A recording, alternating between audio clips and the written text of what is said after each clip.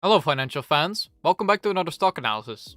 Today we'll be covering Walmart stock ticker WMT. Walmart is a multinational retail corporation that operates a chain of discount department stores, grocery stores and hypermarkets. The company was founded in 1962 and has since become one of the largest retailers in the world. Walmart's primary business is to offer a wide range of products at low prices, making it accessible to a broad customer base. The company's offerings include groceries, clothing, electronics, home goods, toys, and more. Walmart operates more than 11,000 stores globally and has a strong online presence, offering customers the ability to purchase items online for delivery or pickup in store. The company's goal is to help customers save money and live better by providing them quality products at affordable prices. Currently, they're sitting at a market cap of $383.5 billion, and in 2021 they generated a revenue of $572.8 billion. Their dividend yield is currently sitting at 1.57%.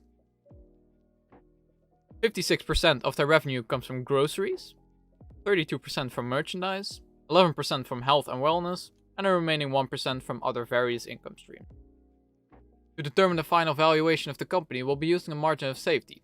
Margin of safety will be based on financial ratios, the financial health, and the growth of the company.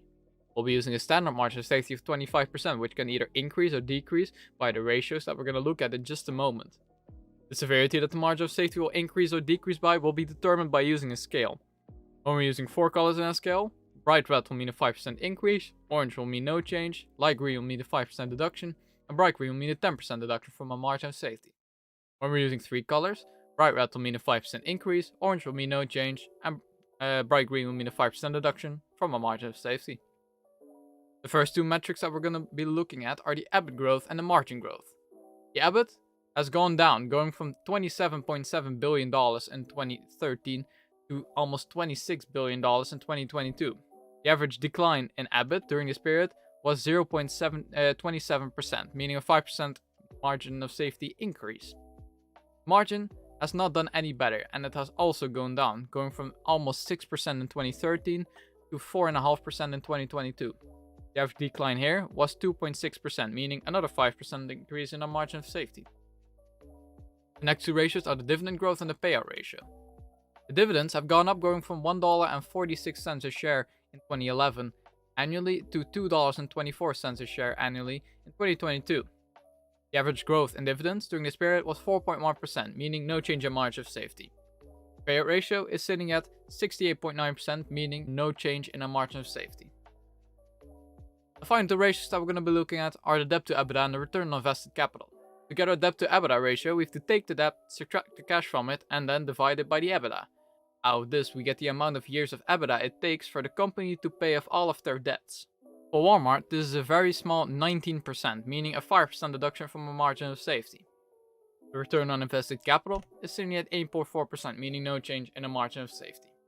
Let's go look at the valuation models next to determine the intrinsic value of Walmart. The first valuation model that we'll be using is the discounted cash flow model. I've imported the free cash flow going from 2013 to 2022. The average growth in free cash flow during this period was 5.59%, and I'm projecting a 10-year growth rate in free cash flow of 5%. With this percentage, we can determine the future free cash flow for Walmart and determine the terminal year of valuation using a perpetual growth rate of 3% and a discount rate of 8%. Then out of this we get a sum of free cash flow of $259.6 billion. And to get our equity value, we have to add the cash and equivalents and subtract the debt, leaving us with an equity value of $217.1 billion. To get a discounted cash flow price per share then, we have to divide it by the amount of shares outstanding, which for Walmart is 1.4 billion shares. Then out of this we get a price per share of $155.07. And with the current price of $142.21, we get an upside of $12.86, which is a 9% upside out of this model. Second and last model that we'll be using is the multiple valuation.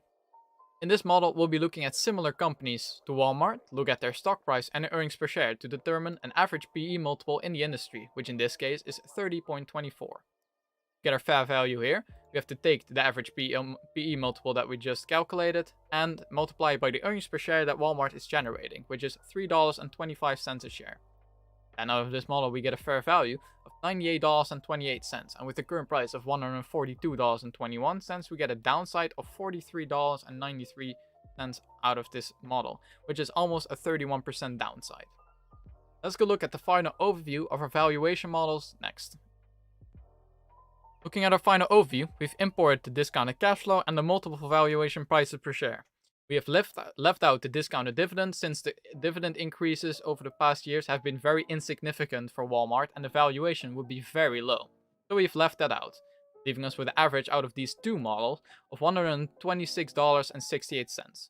Without a margin of safety, we would still be left with a downside of almost 11%, but we have calculated a margin of safety earlier using a standard margin of safety of 25%, deducting 5% for the debt to EBITDA, increasing it by 5% for the EBIT growth, increasing it by 5% for margin growth, leaving us with a margin of safety of 30%.